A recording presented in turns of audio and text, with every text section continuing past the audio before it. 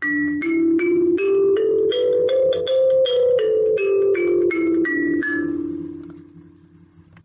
very warm welcome to one and all. I am Denita Mendes and I represent the Ernakulam branch of SICASA of ICAI, and I will be presenting the study circle on the Arbitration and Conciliation Act of 1996. This study circle is hosted jointly by SICASA Ernakulam and Vikasa Satara. Speaking of the Arbitration and Conciliation Act, we know that it is one of the economic laws we have to study in the new syllabus paper 4, Corporate and Economic Laws. From an examination perspective, the Arbitration and Conciliation Act is asked for an average of 3 marks. But hey, are we complaining? What if that 3 marks make a 197 into a 200? Due to time constraints, we will be focusing on the arbitral award portion of the Act. So without much ado, let's get started. When parties in a legal relationship have a dispute, they usually approach the judiciary. They go to lawyers file suits, arguments fly back and forth, the court listens to those arguments and arrives at a decision, parties are dissatisfied with that decision, they go for an appeal, and this process repeats for the major part of a couple of decades, if not more. To be frank, most of these disputes can be settled if both the parties meet outside the court and try to talk things out between themselves, especially in the presence of a mediator who wants to settle the dispute once and for all. Considering the present scenario where the Indian system of judiciary is overburdened with the sheer number of litigations pending, the need of the hour is to move away from the judiciary, to burden the judicial system much lesser. This is exactly what alternate dispute resolution mechanisms are about. Alternate dispute resolution. Alternate methods of dispute resolution aims to resolve disputes outside the ordinary court system. That is, they are alternatives to litigation. As we just previously saw, the approaching the courts is pretty much a difficult process. It's expensive, time consuming, and also cumbersome. So ADR mechanisms aim to resolve disputes between parties in a much faster, more efficient, and especially more cost-efficient manner. ADR enjoys significant advantages over the judicial mechanism in respect of saving of costs, time and effort, greater chance of settlement, flexibility in process, forum, and solutions. There are different methods of alternate dispute resolution, some being arbitration, conciliation, negotiation, mediation. This study circle is focusing on arbitration. What is arbitration all about? Arbitration could be understood as a method of ADR where the dispute is resolved by one or more neutral third persons selected by the disputing parties and whose decision is binding. As we can clearly see, there's a dispute between parties and they appoint one or more neutral third persons whose aim is to resolve that dispute. They listen to what the parties have to say and they arrive at an award which is final and binding on these parties. So the 3 elements are dispute, neutral third parties, and the final and binding award. This definition of arbitration has been taken from the Black Law Dictionary.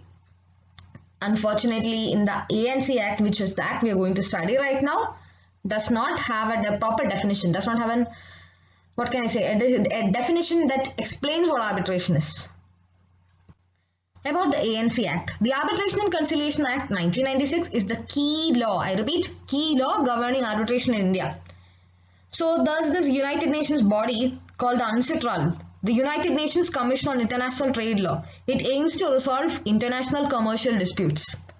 So the UNCITRAL came into existence early in the 1950s and India had been a signing party to all its conventions. The main conventions are New York Convention and Geneva Convention. So in 1980, the UNCITRAL brought out a conciliation rules for which aims to govern international commercial conciliation. And in 1985, they brought about a model law on international commercial arbitration. The ANC Act is parts of the ANC Act is based on these UNCITRAL's proposed laws. Also, these UNCITRAL laws are specifically aimed to enhance uniformity in international commercial arbitration processes. But however, countries like India and China have adopted thus the procedure for international commercial arbitration for domestic arbitration as well. However, we cannot say that it's just the verbatim copy. Whatever is in the UNCITRAL is also in the ANC Act. There are significant deviations, particularly in Section 31A, Section 36. Section 31A is the regime for costs. Section 36 is the enforcement. We'll see that later. So, the legislative intent and essence of the Arbitration Act is to bring domestic as well as international commercial arbitration in consonance with the UNCITRAL model rules, the New York Convention and the Geneva Convention. The ANC Act underwent two major amendments in 2015 and 2019 so as to adapt to the ever-evolving scenario of arbitration as well as to make India more arbitration friendly. So, this is the objective of the Act. The preamble, I've just taken a copy of the preamble. An act to consolidate and amend the law relating to domestic arbitration, international commercial arbitration and enforcement of foreign arbitral awards, as also to define the law relating to conciliation and for matters connected therewith or incidental thereto. This is just the preamble of the Act. So I've just broken down the structure of the Act. So the Arbitration Act, ANC Act, has four parts. The first part is arbitration. It has sections 1 to 43. It contains general provisions on domestic arbitration. This is basically the UNCITRAL Model Rules 1985, albeit with some modifications. Then part 2 is the New York Conventions. So sections 44 to 60, enforcement of certain foreign awards. Part 3, section 61 to 81 deals with conciliation. And part 4, that is section 82 to 87. Section 87 is a 2019 introduction. It deals with miscellaneous matters. The Act has 87 sections divided into 4 parts. In addition, it has also 7 schedules dealing with matters relating to ADR. In addition to the ANC Act, the Indian Contract Act of 1872 and Section 89 of the Code of Civil Procedures 1908 also govern the ADR process in India. Speaking of the schedules, we have 7 schedules. The 2019 amendment also sought to bring an 8th schedule. We'll be seeing more about that later. The 8th schedule is not yet in existence right now. So, I've just given a brief outline, a very basic outline of the arbitration process. So, before all this arbitration, the dispute process starts, first thing, for arbitration to happen, the parties should enter into an agreement to refer any disputes to the arbitrator. So, even before there are disputes, they should enter into an arbitration agreement. We can see that in the Act. This agreement will say that they will approach the arbitrator instead of the court in case any dispute happens. Then, obviously, dispute arises, and after that, according to the previous agreement, the aggrieved party, either party will initiate arbitration by sending an arbitration notice to the other parties. Soon after the arbitration notice is sent, the arbitration process really kickstarts. That is with the appointment of the arbitrator or the arbitral tribunal.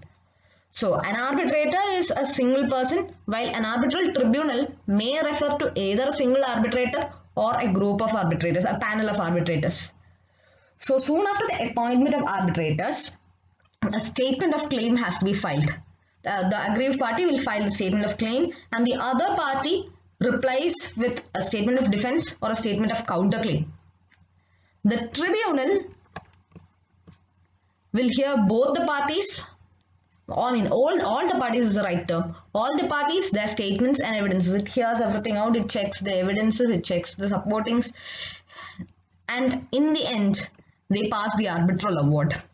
Arbitral award is what we are going to focus on. And if either party is dissatisfied or they want to make corrections, they seek recourse against the arbitral award under section 34, and once they get the recourse, or if that application is rejected, the arbitral award is enforced. This is the basic process of arbitration. So, this study circle aims to address the topic of arbitral award. Arbitral award is dealt by the sections 29 to 36 of the Act. That is spread over chapters 6, 7 and 8. However, I have also left out a few sections which do not pertain to our syllabus and which are not pertaining to arbitral award. So what is an arbitral award? I've been talking about arbitral award for a long time right now. An arbitral award is a decision arrived at by the arbitral tribunal on the various issues in a matter which the parties had placed before the tribunal. It is basically a judgment. If a court of law makes a judgment, an arbitral tribunal makes the arbitral award. It is a conclusive determination as to the questions, issues or disputes that are put forward before the arbitral tribunal. That is, once this arbitral award is made, case closed. That dispute is deemed to be resolved. And it is also final and binding on the parties. This is specifically mentioned in the section 35 of the Act. So, these are the requirements of the arbitral award. These requirements mean only one thing. If any of these requirements, any of these characteristic features are not met by the arbitral award, its validity can be challenged. It cannot become enforceable in the worst case. So, the following are the requirements that are mandatorily required to be satisfied by an arbitral award. If it doesn't, you can challenge it. So, section 29, subsection 1. In case where there are more than one arbitrator, any decision of the arbitral tribunal shall be made by a majority of all its members. It's a basic common sense thing. It's like if you have a panel of 3 arbitrators, the decision should be made at least by 2 arbitrators. It should be a majority decision. Specifically, if you have more than one arbitrator, you are supposed to talk things through, and a majority of arbitrators must make the decision. Section 31, subsection 1. It should be in writing and signed by the members of the arbitral tribunal. In case where there are more than one arbitrator, signature of the majority members of the tribunal will do, as long as the reason for any member not signing is stated. As in the case, we had previously 3 arbitrators, 2 arbitrators agree, 1 arbitrator does not agree. So the why this last arbitrator, the 3rd arbitrator does not agree should be mentioned. That is in section 31, subsection 2. And the award should be in writing and it should be signed by all the members who agree to the decision, who have made that decision. Section 31, subsection 3. Now this.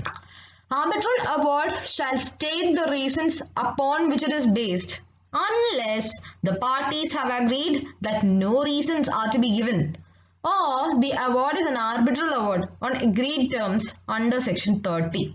Section 30 refers to a settlement award, where the parties themselves talk things through without the arbitrator involved, and they arrive at a settlement, they submit it to the arbitrator, and the arbitrator is happy with it. That kind of award is a settlement award. That is, it's governed by section 30. Or where the parties have agreed that no reasons are to be given. Except in these 2 scenarios, the arbitral award should explain the rationale of the arbitrators when they arrived at that decision. What is the reason behind giving that decision? It should be mentioned. Then, 31 subsection 4, the arbitral award shall state its date and place of arbitration, and the award shall be deemed to have been made at that place. So the place of arbitration is the place. It is arrived at according to the provisions of section 20.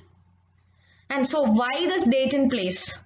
Date we will see later, because date is used why is the date so important? The date is the consideration used.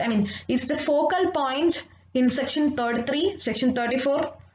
So there are provisions which deal with appeals or with correction requests. So it will be made within 1 month from the date on which the arbitral award is received by the parties. After the arbitral award is made, a signed copy shall be delivered to each party. So in the section 31 subsection 4, we saw that an arbitral award should be dated. It should have the date mentioned in it. And the place also is important, because you should know where to approach the court if in case that scenario arises. So section 31 subsection 5, an arbitral award is made on the date on which it is made, and it should be delivered to the parties. A signed copy of the award should be delivered to the parties as soon as possible. And the section 33 and all will come into action immediately from the date on which the parties receive that copy. So these are the other requirements. The award should be crystal clear as to the decision on each issue and which party has to do what. Duties, liabilities and relief offered to each party. There should not be any doubt as to the contents of the award, nor should it look like a recommendation or an option at the hand of any party. It should not look like this A and B have a dispute, let's say. So A is suggested, or it is advised that A should pay. That should not be the term. It should look like an order. A should pay the B the sum of rupees 1 lakh within the period of 1 month, failing which he will have to pay interest at the rate of 6% per annum. Simple interest 6% per annum. It should be that specific. It should not be vague in any sense. The award should be capable of being performed. It should be realistic.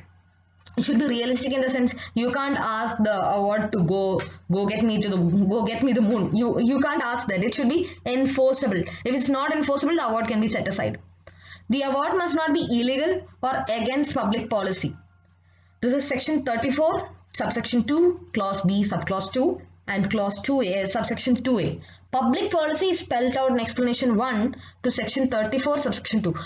So, types of arbitral award. Types of arbitral award, there are mainly 4. The first one is the final award. An award made in accordance with the legal requirements. That is, it satisfies all the requirements mentioned previously. It gives a final adjudication on the issues submitted. That is, A and B are in a dispute. Once a final award is made, the arbitration process is closed. Case closed. The dispute is resolved. And then there is a settlement award. The parties arrive at a settlement amongst themselves. The tribunal has no objection and the settlement is recorded in the form of an award. I mentioned this previously, section 30. So if A and B are at a dispute, they talk things through, they manage to arrive at a settlement, and they propose the settlement to the arbitrator. If the arbitrator or the tribunal has nothing against it, has no objection, it will take up that decision, it will draft it into the form of an award. So that's the section 30, is a settlement award. An award which is a settlement award need not give its reason in writing. Then there's the additional award. Additional award is, okay, let's say A and B have a dispute between each other, have a dispute going on, and an award which is thought to be final, and a final award is made by the arbitral tribunal. But within a month, within 60 days from the date of the final award, either A or B realizes that it does not cover all the matters. Let's say there are 4 disputes, and the award deals with only 3 disputes. While both the parties and the tribunal was of the idea that all the disputes were covered. So in such a case, they will immediately move to the tribunal and tell the tribunal that you have not given a decision on the 4th matter. And the 4th matter is thereby taken up by the arbitral tribunal, and the tribunal brings out an additional award. It is thought this additional award will be taken as a part of the first final award. And then we have the interim award. So the interim award needs an explanation. So although we've always seen arbitral award to be final and binding, this is an exception, because the Act itself says arbitral award includes an interim award. So what is an interim award? Interim award can be of 2 types, which is either a temporary award. It is in force till the final award is rendered. And then you have another type, an award where all disputes have not been adjudicated and it is clear at the time of rendering. Just as in the case of the additional award, A and B have a dispute. The dispute is on 4. There are 4 disputes technically, 4 matters of dispute, and both the tribunal and the parties know that this award declared deals with only 3 matters. The 4th matter is untouched. So regarding the three matters it spells out, it is final and binding. So soon there will be another award dealing with the fourth matter. This is an interim award.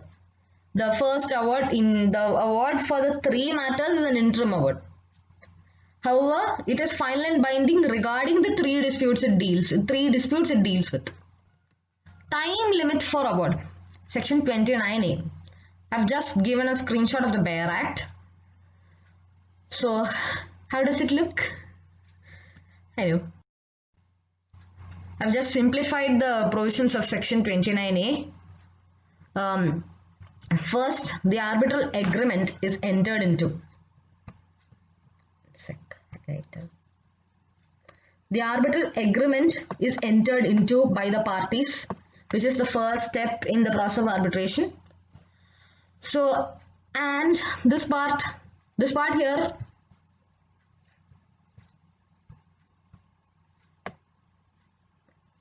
it includes the dispute, the arbitration notice, and all the process that falls in between. And the arbitrators get appointed. They get notice of their appointment. Arbitrators get notice of their appointment. Within 6 months of the arbitrators getting notice of their appointment, they are supposed to complete the pleadings. This is Section 23 subsection 4, which is the latest amendment. So within 6 months of the arbitrators getting notice of their appointment, they're supposed to complete the process where the parties file statements of claim, statements of counterclaim, statements of defense. All of that should be completed within 6 months. And within 12 months from the date of completion of pleadings, award should be declared. This is the basic idea. Section 29A subsection 1. This is for domestic arbitration. For international arbitration, the process should be aimed to complete as fast as possible, as expeditiously as possible, with the maximum time period being 12 months. Further, this is additional provision. If the award is made within a period of 6 months from the date of the arbitral tribunal enters upon the reference. What is entering upon the reference? That is the date on which the arbitral proceeding. The parties refer their dispute to the tribunal. So when the tribunal starts acting on it, they say it's entering upon the reference. The arbitral tribunal shall be entitled to receive such amount of additional fees as the parties may agree. This is a sort of incentive to be given to the arbitrators if for their commendable work, if they finish their work sooner, faster than what the Act says. Within 6 months from the date on which the arbitral tribunal enters upon the reference.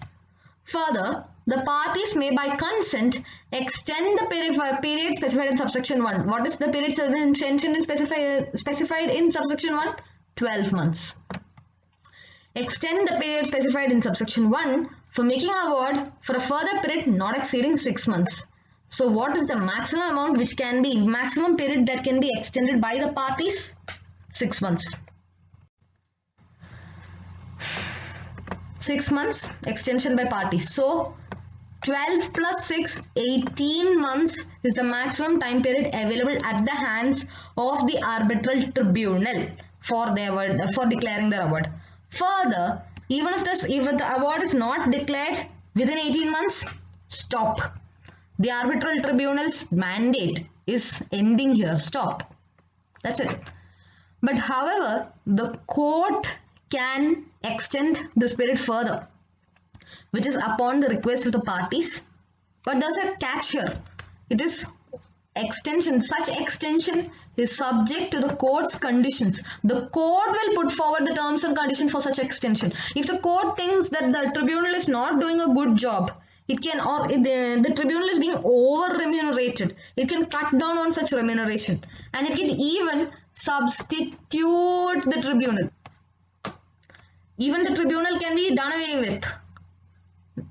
That such extension by court is on the terms and conditions of the court and the court only, and such extension will be made only upon request by the parties. That is section 29A. Now, Section 29B, that is fast track procedure. This is purely for an educational point of view. It's not mentioned anywhere in our syllabus. We just previously saw that an arbitral award should be declared within 18 months. However, if the parties think that the dispute should be resolved as fast as possible, they will go for a fast track procedure. So, what does the fast track procedure aim to resolve? The fast track procedure aims to resolve the dispute within 6 months. See, subsection 4. Within a period of 6 months from the date on which the arbitral tribunal enters upon the reference. What we saw previously, this subsection 4 is the same time period we saw previously in subsection 3 of section 29A. That is within 6 months from the date on which the arbitral tribunal acts upon the reference. So when can you opt for such a fast track procedure? The parties have to agree in writing to opt for fast track procedure either before or at the time of appointment of the arbitral tribunal. So either before or at the time of appointment, at least by the time of appointing arbitral tribunal, they have to decide for whether they want the fast track process or they want the good old arbitration process, which does not involve any fast track. So what are the features? What makes the fast track really go on a fast track? Arbitral tribunal shall consist of a sole arbitrator. There is no kind of, talking between the panel and there is no arriving at a consensus. It is just one single arbitrator. Subsection 3A and C. The arbitral tribunal shall decide the dispute on the basis of written pleadings, documents, etc. filed by the parties. No oral hearing is involved unless the arbitral tribunal thinks it's necessary to have an oral hearing, or if all the parties make the request. Come on, the parties themselves decide on fast track procedure. If the parties decide for an oral proceeding, there should be an oral proceeding. That is one of the biggest features of arbitration. Arbitration is extremely flexible. It bends and flexes itself to meet the requirements of the parties. The tribunal may dispense with any technical formalities if an oral hearing is held and adopt such procedure as deemed appropriate for expeditious disposal of the case. Again, what does arbitral procedure, fast track procedure aim to do? It aims to resolve the dispute at an expeditious manner. So, if the arbitral tribunal thinks that such and such procedures are unnecessary, it can be done. It can, not do it. Now, the consequences of not meeting this time frame. If the award is not made within 6 months, the provisions of subsections 3 to 9 of section 29A shall apply to the proceedings. What is subsection 3? The parties can further extend this time period by 6 months more. Further, if this time period is not met, if there is 6 plus 6, 12 months, award is not declared, stop, and then the court steps in. Correcting the arbitral award. This is a really interesting section. I previously mentioned that from the date on which the arbitral award is received by the parties can give a request to the arbitral tribunal for making correction. What sort of correction? Only these types of corrections, only this request can be made. It can only correct any clerical errors or typographic errors or of that sort. Or it can give a request for interpreting a specific point of the award. Within 30 days of receiving, within the parties receives the award, within 30 days such a request should be given. If not, such a request will not be valid. Further, the tribunal will receive that request. Within 30 days of such receiving that request, the tribunal should correct the error or give interpretation. So this is the case where a party notes such an error, a typographical error to be specific, a clerical or typographic error, and request the tribunal to kindly correct that error. Further, the tribunal may also suo motu correct any clerical error within 30 days from the date of the award. This is where, the first subsection deals with cases where the party sees the error. The tribunal also, if they find such a clerical error, they can resolve it within 30 days of the award. If necessary, the tribunal can extend the time for making correction, giving interpretation, or to issue an additional award. Now, this is another important point, challenging an arbitral award. So there are two types of challenge. What can I say? There are, challenging an arbitral award can be broadly categorized into two. That is, one is appeal, where questions relating to fact and law can be raised, and the other is application for setting aside the award, recourse against the arbitral award, section 34. Before that, let me cover appeal, that is challenge of bias against tribunal. There is this section 12 subsection 3 which links to schedule 5. The schedule 5 deals with grounds where justifiable doubts exist, where the scenarios where the arbitrator is deemed to be biased. Let's say his independence and his impartiality is subjected to doubt. So section 13 deals with challenges of bias. So if the arbitrator is found to be biased, the arbitral award so declared can be challenged. The parties can go to court and tell that this arbitrator was not impartial, so the award's legality is questioned there. Then section 16, overstepping of jurisdiction by tribunal, which is basically self-explanatory. The arbitral award steps out of the powers it has to make a decision. Let us look at the provisions of section 34 in detail. Who can file an application for setting aside an arbitral award? Only a party to the arbitration can file an application to set aside an arbitral award. With whom? The court. Now, court is a concept that has been source of much debate. After the 2015 amendment, the definition of court has been specifically defined to involve only the High Court in case of an international commercial arbitration, and for all other arbitration, which is domestic arbitration, both the district court and the High Court in their original jurisdiction.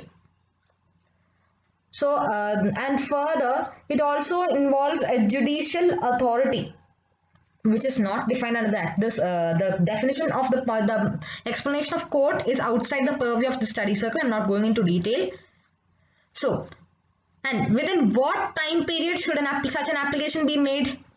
Such an application should be made within 3 months. Within 3 months, further extendable by a period of 30 days. Within 3 months, further extendable by a period of 30 days of parties' receipt of the award or date on which the request under section 33 was disposed of by the tribunal. As we saw earlier, section 33 refers to request filed for explanation, for interpretation or correction of clerical errors. So if such an application was made within 3 months plus 30 days, that is 4 months technically, within 4 months of such an application under section 33 is disposed of, not an application, sorry, request.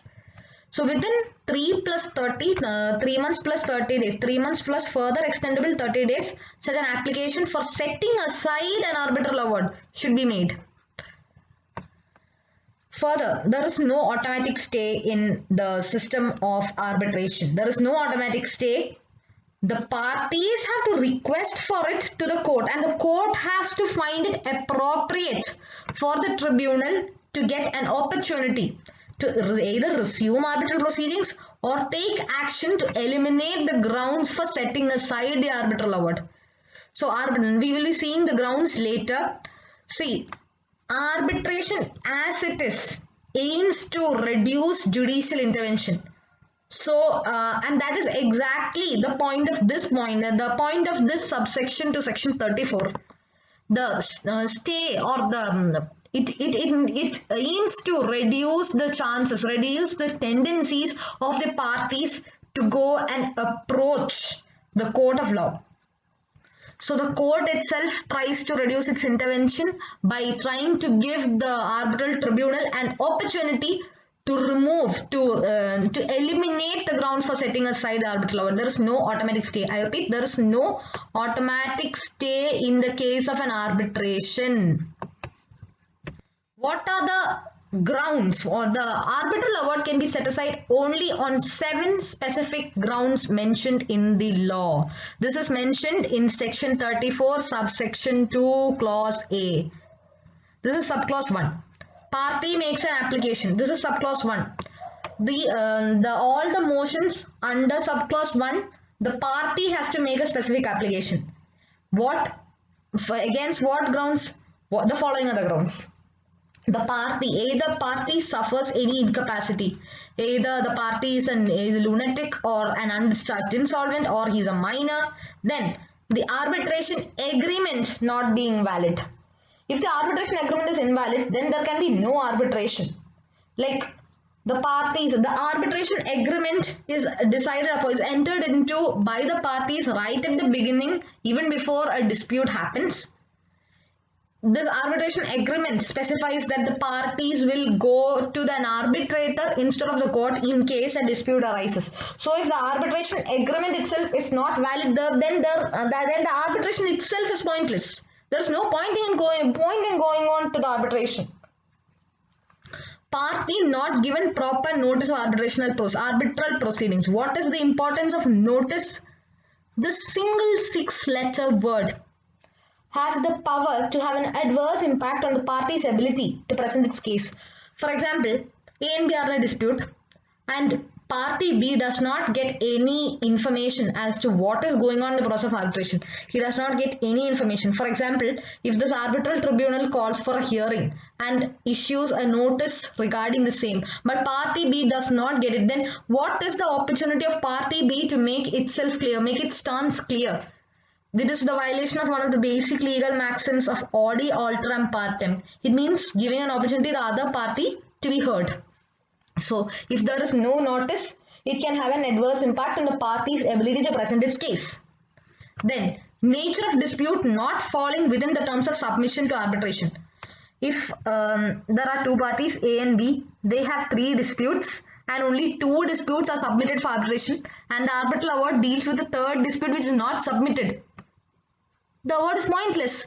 You can obviously go to court and tell the court that, dear court, this arbitral award does not pertain to the dispute submitted to arbitration.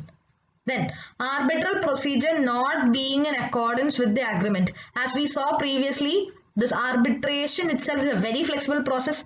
It can be modified according to the requirements of the parties, and the parties had agreed upon a procedure early in the process or even the time of the arbitral agreement, but the arbitral tribunal follows a procedure which is not in conformity with what was agreed beforehand. So in such a situation also, they can give an application to the court, the party can give an application to the court regarding the award, regarding setting aside the award. Section 34, subsection 2A, clause 2. This is where the court suo motu, the court finds that there is such a ground and it steps in right on its own without any application from the party. Point number 1, dispute is unarbitrable. It is not capable of settlement by arbitral process. And so the other point is award is in conflict with the public policy of India. Public policy, as we saw earlier, public policy is where this section 7 is affected by fraud, corruption, or is in violations of section 75 or section 81. What does section 75 and section 81 do? It deals with confidentiality in case of arbitration. If the arbitrator does not keep his mouth shut about what is happening in the arbitration process, the arbitral award can be set aside, or is in contravention of fundamental policy of Indian law, or is in conflict with the most basic notions of morality or justice. Then, another case, this is outside these 7 grounds. If the court finds that the award is prima facie illegal, this is only in the case of a domestic award. For an international commercial arbitration, this will not apply. An arbitral award arising out of arbitrations other than international commercial arbitration may also be set aside by the court if the court finds that the award is vitiated by patent illegality appearing on the face of the award. Now, what are the consequences of challenge? Consequence of challenge: A, set aside. The court finds that the grounds on which the application was filed by the party is well and good. It is sound. It exists, and therefore it sets aside the award. From the moment the court decides that the award should be set aside, the award is nothing. It has no legal sanctity. It is just a piece of paper. It has no legal sanctity. Then point number B, confirmation. Confirmation is that the court finds that the party is bluffing. There's nothing wrong. There is nothing legally wrong with the award, and it gives the green signal as to enforcement. Then we have modification. Modification. Please note there is a difference between modification and remission. Modification, the court neither sets the award nor does it confirm it. However, the court itself makes modifications in the award wherever necessary. The court makes modifications here, as opposed to remitting back. Remitting back is the case where the court sends the award back to the tribunal for it to rectify some defects. If not corrected, the award will be set aside. So the court itself will send back the award to the arbitral tribunal for it to correct. The court does not correct it, the arbitral tribunal makes the correction. And if the arbitral tribunal does not make such a correction, the award can be thrown in the trash. I mean, technically set aside. So section 36 deals with enforcement. Section 36 deals with enforcement where the time for making an application to set aside an arbitral award under section 34 has expired, or where an application to set aside the arbitral award, to set aside the arbitral award under section 34 has been filed and rejected, subject to the provisions of subsection 2, such award shall be enforced in accordance with the provisions of Code of Civil Procedure 1908 in the same manner as if it were a decree of the court. This is verbatim section 36 subsection 1 and 2. This is subsection 1 and this is subsection 2. So if the time limit, that is 3 months and 30 days, has expired, or if such an application has been filed and rejected, then it means it's green signal for the award to get enforced. So it should be enforced as if it were a decree of the court. What does the decree of the court mean? Let's look. According to section 36 of the Act, where the period for filing objections under section 34 has expired or objections have been rejected, the award can be enforced under CPC 1908 in the same manner if it were a decree passed by a court of law. This extends even to a settlement award issued under section 30. However, when the Act says to treat an award as if it were a decree of the court, it implies that it is up to the losing party to object to the award and petition the court for setting it aside. And the winning party has to make no procedural move. Come on, this is basically the contravention of the mere idea of arbitration. Arbitration exactly means to not involve the court. But here, we are again involving the court. If it were a decree of the court under CPC can obviously be challenged by filing an appeal against it. So it is just another, to be frank, in practical point of view, arbitration award is just another form of a usual court award. Therefore, the Indian law has fundamentally departed from the model law in this regard. Model law in the sense. Now, this is a 2019 amendment.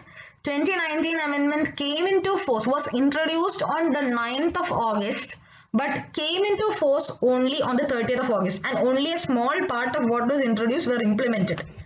This is section 23 subsection 4. This is the latest amendment. As we mentioned earlier, all the statements of claim and statements of counterclaim and all those pleadings should be completed within the period of 6 months from the date on which the arbitrators receive notice of their appointment. This is subsection 23 subsection 4. Section 23 subsection 4. Section 26, which deals with experts being appointed by the tribunal, has been scrapped. Another amendment which requires mentioning is the Jammu and Kashmir Reorganization Act, which has been implemented, and the impact of which comes into the ANC Act as well. It is more evidently seen in the section 34, where we saw that the time period for making an application under section 34 was 3 months further extendable by 30 days. For the Union Territories of Jammu, Kashmir and Ladakh, this time period is 6 months further extendable by 60 days. Another major amendment that was to happen but was not implemented yet It's not implemented yet. It's the institutional arbitration. Institutional arbitration is where a national body, which is now established, which is set to be established in New Delhi. It is already in the new law regarding the New Delhi International Arbitration Center Act 2019 has already come into force. The 2019 amendment prima facie proposes a system of institutional arbitration as opposed to the ad hoc arbitration system prevalent now. By way of a new law, the New Delhi International Arbitration Center Act 2019, the government seeks to establish an international hub for arbitration in India, taking cues from centers in London, Dubai, and elsewhere in the world. Now, as we spoke earlier, the 8th schedule. The 8th schedule inherently is unconstitutional, and I guess that is why it is not yet enforced. It says it gives a long list of people about who can be appointed, what qualifications an arbitrator need in order to be appointed. However, on a closer look, this schedule contradicts the judgment in A.K. Balaji case. As we remember, A.K. Balaji case was a decision made by the Honorable Madras High Court, which says that even a foreign lawyer can be an arbitrator. Arbitration in India goes a long way back. If we can consider the Mahabharata as an evidence, we can see Lord Krishna trying to play mediator between the warring cousins of Pandavas and Kauravas.